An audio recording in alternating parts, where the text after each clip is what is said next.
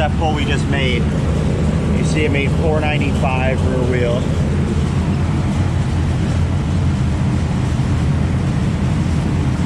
And it looks like 464 foot-pounds of torque. Now, this car came to us completely bone stock. And this kit came exactly as it comes from Whipple.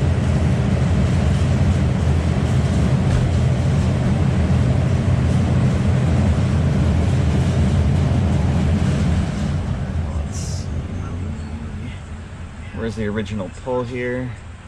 There was no baseline. There was no baseline? No. Yeah, so these cars make about 270 stock, 260 to 270 stock. Yeah. You can see there's the graph. It's got a really strong torque curve, really nice power curve. He's gonna be really happy with this because this is a huge, huge gain. Yeah, so these cars make about 270 stock.